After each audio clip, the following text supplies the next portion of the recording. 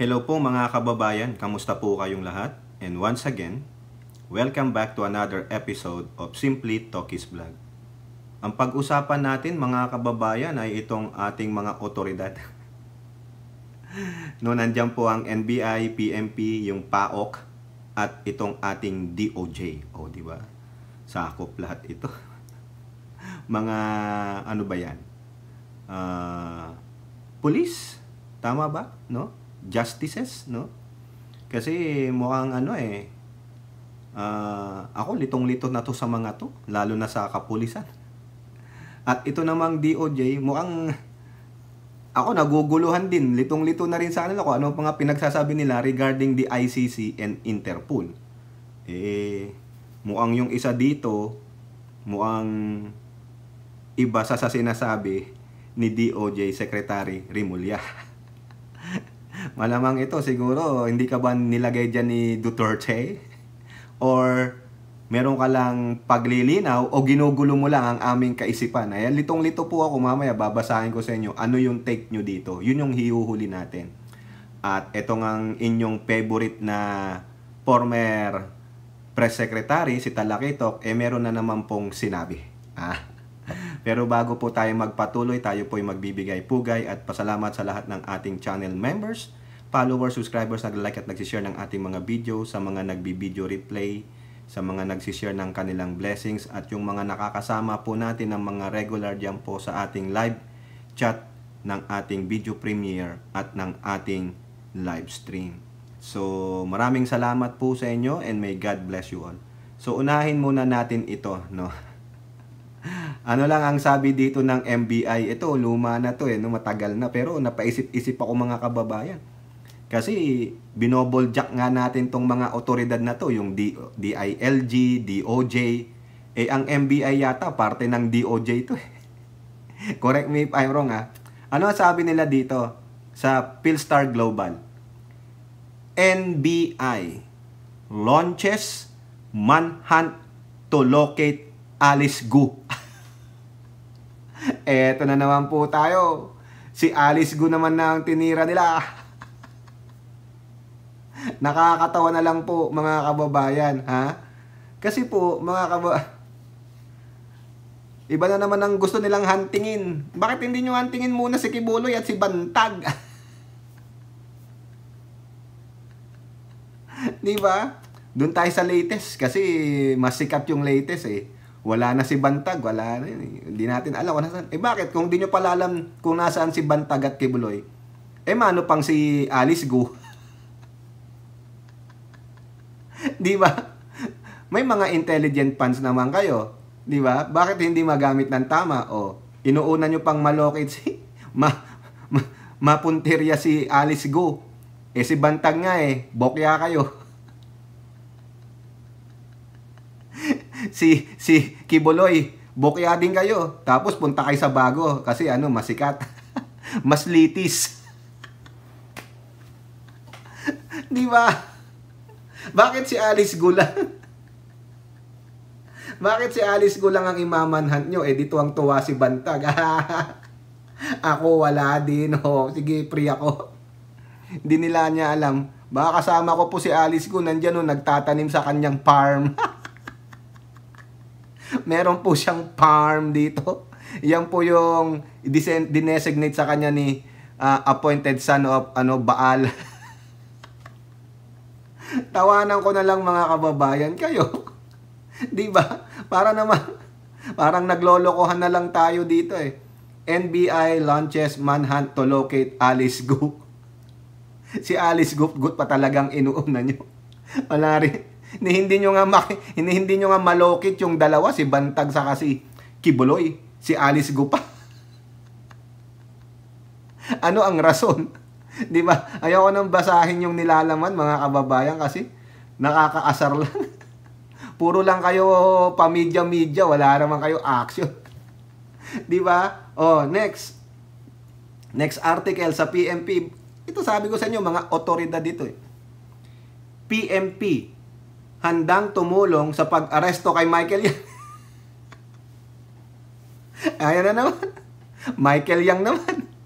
Kung yung MBI, minamanhan si Alice Gu. Ito namang PMP, handa daw tumulong. Nasaan ba si Michael Yang? Ang latest na balita nandun sa Singapore. Paano nyo aarestuin? May jurisdiction ba kayo sa Singapore? Ni si Kibuloy nga, bokya kayo.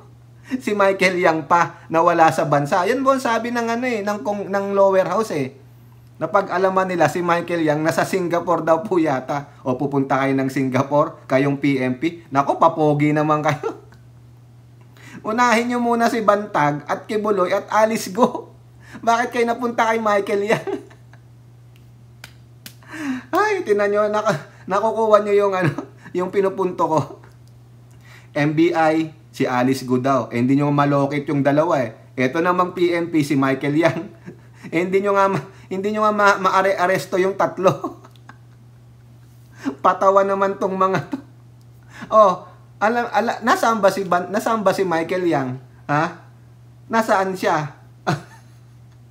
Paano nyo aarestuhin? Hindi nyo nga alam kung nasaan si Michael Yang, kung di ko pa sasabihin sa inyo. Arestuhin nyo muna si Kibuloy. Maski na isa dyan lang, si Kibuloy yung nasa bansa Si Kibuloy, si Bantag, at si Alice Gu. Bakit mo nasabing si Alice Gu nasa bansa pa? Sabi ng PMP, no indication Alice Gu has left Philippines. Wala daw indication. At paano na lamang walang indication? Sabi-sabi lang, word of mouth lang, ha? Ito daw po. Base daw po sa report ng Bureau of Immigration, wala pang indikasyon na nakalabas na ng bansa si suspended Banban Tarlac Mayor Alice Gu at iba pa niyang kasamahan na pinaghahanap. Ayun po yung sabi ni spokesperson Colonel Jean Pajardo.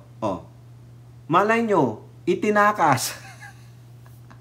Kaya hindi marirecord sa Bureau of Immigration. Maraming mga halimaw din dyan Bigyan lang yan ng isang attache case na kwarta. Sige, dito na. Diba? Wala na. Kung saang airport siya lumabas. Paano kayo nakakasiguro dahil lang sa report ng Bureau of Immigration? Malaking question mark yan. Sabi nga nung aking chicken, mandarambong!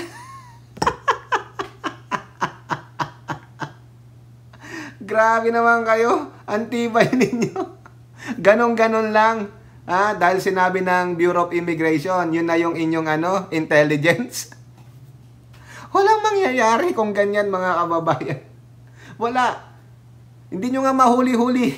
Hindi nyo nga malokit-lokit si Kibuloy. Tapos sasabihin nyo, no indication, Gu has left the country dahil sa Bureau of Immigration. Ang dami dyan yung mga coyote. Alam nyo yung mga coyote? Yung mga nagtatakas ng mga illegal crosser dito sa Mexico papunta ng US. $10,000 ang bawat tao pwede nilang ma-cross. Ganun din yan.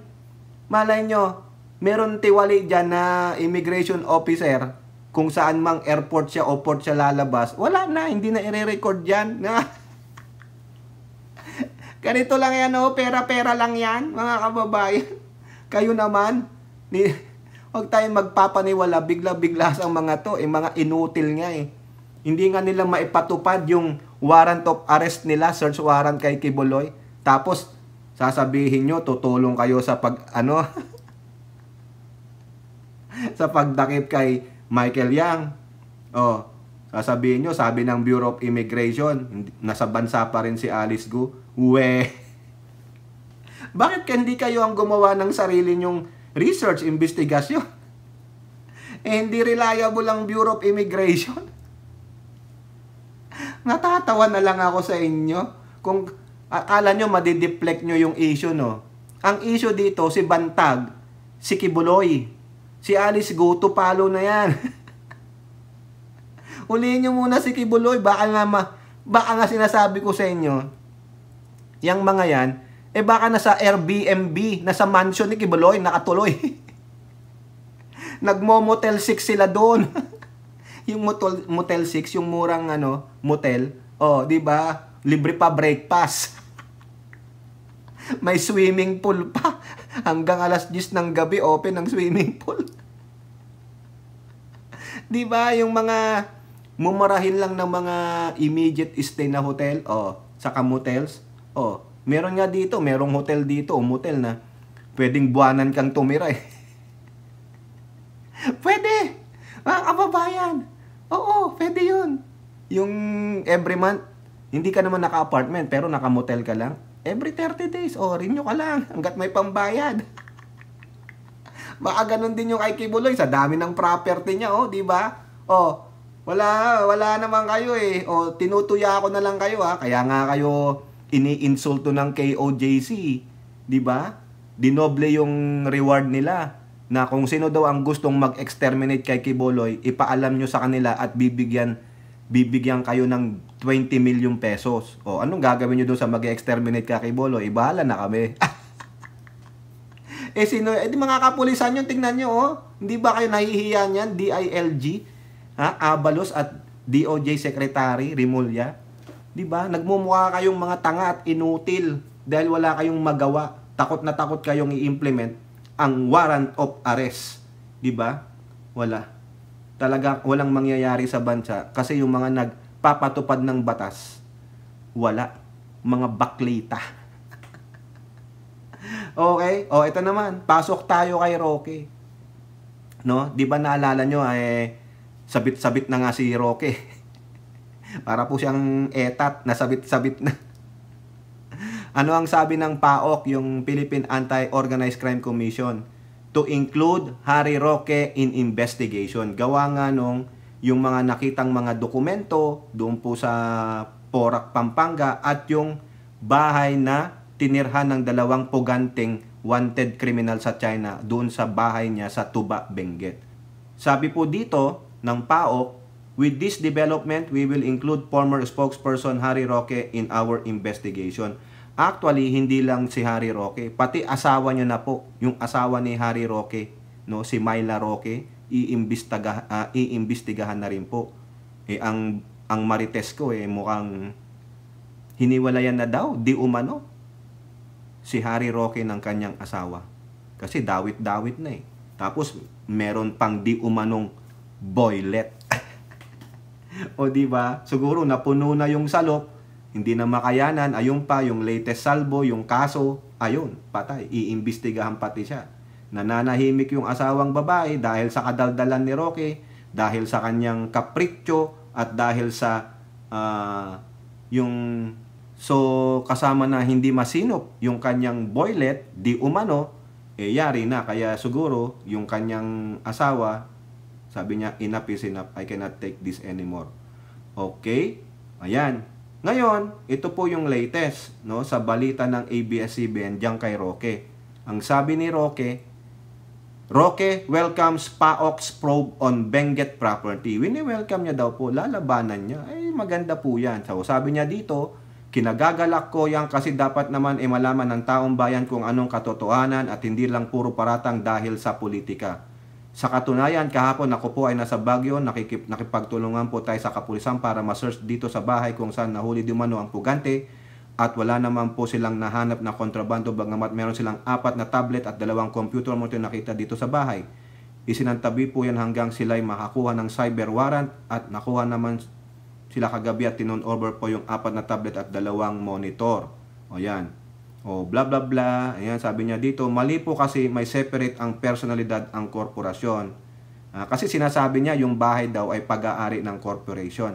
Pero during the House of Representative hearing, sinabi niya 3 times, akin pong bahay, akin pong bahay, akin pong bahay. So therefore, ipinagkanulo niya ang sarili niya before the cock crows. Ayun, ganon, di ba? Sinungaling. Sinungaling, sabi ni Chicken. Pero ano ang depensa ni Harry Roque? Mali po kasi, may separate ang personalidad ang korupsyon.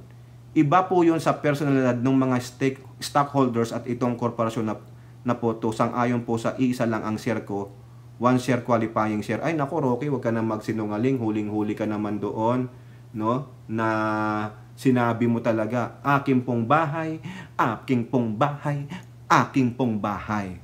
So therefore, you are lying. Pero wini-welcome niya, yan si Roque. Gustong-gusto niya yan. Tuwang-tuwa yan sa spotlight. No? Kasi talagang visible siya. Ayaw niyang makalimutan siya ng tao. Kasi pag nag-fed away siya, sira ang kanyang political ambition. No? Kasi nga, sinungaling. Fake news maker. O, dapat hindi lang diyan sa sa Pogo, sa bahay niya sa Tuba, Benguet, isama niyo siya sa investigasyon, kayo pong NBI at police, sa deep fake ng Pangulong Bongbong Marcos. Kasi pinangangalandakan niya na authentic yung video sa paggamit ng deepware application na libre lang sa mobile. Di ba? Authentic daw eh. Pinakita ko kayo ng code card, di ba? Oh, kaya dapat maimbestigahan din siya diyan. Kasi pinangalandakan niya. Sabi niya, i-download niyo na po bago po ito igurgur. Oh, di ba? Oh, yan. Nag-iinganyo talaga siya. He is inciting to sedition. Dapat yan eh. No? Kasuhan na yan. Imbestigahan yan. Damputin na siya. O now, mga kababayan, talo naman tayo dito sa DOJ. Ako, nahihilo ako mga kababayan. Kasi sabi ni Remulla, hindi daw sila magiging hadlang sa kagustuhan ng ICC na gamitin ng Interpol para po, kung may warrant of arrest, yung mga gusto nilang hulihin, hindi haharangin ng gobyernong ito. Pero iba po ang sinasabi dito ng another DOJ personnel, no? Sino ba to? Si Undersecretary Raul Vasquez. Okay? Ang sabi po sa headline ng GMA News, ICC cannot arrest subpoena persons in drug war probe. DOJ says. O, di ba ang gulo? Ano ba ang sabi ni Menandro Guevara, si OSG? They can interview, no? Pero hindi kami makiki-cooperate. Oh, okay? O, ang sabi naman dito, wala daw kakayahan ng ICC na mag-aresto at mag-subpoena ng mga tao o mga citizen natin. Ayun na lang po, no? The ICC cannot make coercive actions, meaning coercive yung pagpipwersa related to its ongoing investigation into former President Duterte's war on drugs, as the Philippines is no longer a party to the treaty that created the tribunal. Hindi naman po sinasabing coercive eh. Ang sinasabi lang, cooperation. Hindi naman sinabi ng ICC na we will interject, we will force these people to be interviewed. Hindi po. We will force your government to cooperate with us. Wala po eh. Di ba? Sino na nagsabi noon? Si DOJ Undersecretary Raul Vasquez said that while representative of the ICC can come into the country, the International Tribunal cannot take certain actions such as arresting or issuing subpoena against those under investigation. Correct naman po. May punto po. Bakit? Ito. Anybody, any foreigner can come here, but as to whether they can do certain coercive actions, ayan, coercive, the word coercive again, di ba sabi ko, yung pamimilit, yung bang para kang, yung inaano mo, sinasubject mo sila nang wala silang pahintulot, wala yung pagkukusa, coercive no? Yung para kang authoritarian, no? Hindi mo ginagalang yung batas. Yan yon. That cannot be done. Vasquez said, once they do that, they will have to face the consequences of being dealt with by the law enforcement agency. Correct, kasi hindi naman sila citizen ng ating bansa. At the same time, sabi nga nila, wala silang jurisdiction to do that. Oh, di ba? Parang ang gulo sa sinabi ni Remulla, no? Na hindi kami hahadlang sa gustong gawin ng Interpol sa pagsuserve ng warrant. Pero ang sinasabi ni Remulla dun, Interpol eh. Ito naman, ICC. Pero ginagamit ng ICC ang Interpol. Ayun po yung pagkakaintindi ko sa sinasabi ni Remulla. No? Ano yung mga coercive actions? Mag-aresto sila ICC? Hindi pwede. That will be a serious affront to our independence and sovereignty. So, hindi daw po basta-basta mag-aresto ang ICC, mag-interview ng walang pahintulot. Sino naman tanga ang gagawa niya? Di po ba? Magdala ng subpoena? Hindi rin pwede. Hindi pwede dahil hindi na nga tayo saklaw. Wala na daw ganon. Okay? So, Vasquez made the pronouncement after Justice Secretary Remulla said that the Philippines will not block the International Criminal Police Organization should it be tough to implement the ICCs? Ayan. Sabi naman ni Rimulya, however, said that the government will still study the possibilities or the implication of dealing with the Interpol on this matter. Okay? So may punto, di ba? Vasquez likewise said that the Interpol implementing the ICC's warrant arrest order in the Philippines is a very fertile, talaga naman, source of discussion. Ano pala yung fertile source of discussion, Mr. Vasquez? Ang tanong ba, pwede pa mag-serve ng arrest order ang Interpol pag ginamit ng ICC? Anong sabi ni Rimulya? We will not block them. Kasi nga member tayo ng Interpol. Ano bang gusto mong sabihin, Vasquez? Sa akin pong opinion dito, no, ang gusto lang mangyari, sabihin sa atin ni Vasquez na hindi pwedeng gawin ng ICC yung mga coercive actions tulad ng pamimilit, pagsuserve ng subpoena, di ba? Wala pong ganun. Kailangan dumaan muna sila sa tamang proseso, di ba? Kaya nga makikiusap nga sila kaso ang sabi ng gobyerno, hindi kami makiki-cooperate sa inyo. So anong gagawing power ng ICC? Ang iniisip lang ni Vasquez, baka gumawa sila ng coercive actions. Ayon. So, totally, hindi naman kinokontradict yung sinabi ni Rimulya na pag ginamit ng ICC ang Interpol to implement the arrest order o the warrant of arrest, we will not block them. Pero, daraan kayo sa tamang proseso ng aming bansa. Hindi basta-basta pag dumating yung Interpol, o may request, andyan na kayo, hulihin nyo na, hindi. You have to go to a process base sa aming sistema. Hindi po kinokontra ni Vasquez si Rimulya. Kasi si Vasquez, ang sabi niya, ang ICC cannot make coercive actions. Hindi sila pwedeng mag-serve ng subpoena. Ang sabi naman ni Rimulya, just in case ICC will use the Interpol to serve the warrant or the arrest order, we will not block them. Pero dadaan kayo sa proseso namin, whether we will agree or not. No? Pag-uusapan pa yan. Bakit? Eto po. Eto. Vasquez likewise said the Interpol implementing the ICC's arrest order in the Philippines is a very fertile. Marami daw. Yung parang malawak pa na usapin yan. Ayan. Should the Interpol implement an arrest order in the Philippines? Vasquez said this would still undergo a process. Di ba tulad nung sinabi ko sa inyo, hindi basta-basta i-implement yan, even though hindi namin ibablock yan, but you still have to go undergo a process. Hindi basta, akin na Interpol, punta ka na. Ito pulis, hanapin mo na sila, dakpin mo na si Bato, saka si Albayalde, si Mata, saka si Karamat, saka yung isa. Hindi po. O kaya si Duterte. Hindi po. They have to go and undergo a process. Eto, sabi ni Vasquez. Ang sistema ay mag-request lang ng assistance yung mga law enforcement para ipatupad yung warrant of arrest na inisyu ng mga judicial authority ng requesting countries. Now, kapag nag-request yung requesting party or country, tulad ng ICC, sa isang requested party or country ipatupad yan, ipadadaan mo sa tamang proseso. So therefore, ano yung proseso? That one I don't know. Depende po yan sa DOJ at depende po sa ating Chief Executive kay Pangulong Bongbong Marcos. So yun po yun. Nililinaw lang sa atin, ako medyo nagigets ko, kayo ba? Sa aking pagkakaintindi dito, ang ICC cannot arrest. They cannot subpoena persons in drug war. Kasi bakit? Wala silang authority. If they want, they will request sa ating mga otoridad tulad ng DOJ, dadaan sa proseso. Kung ano man yung proseso, bahala na po sila doon.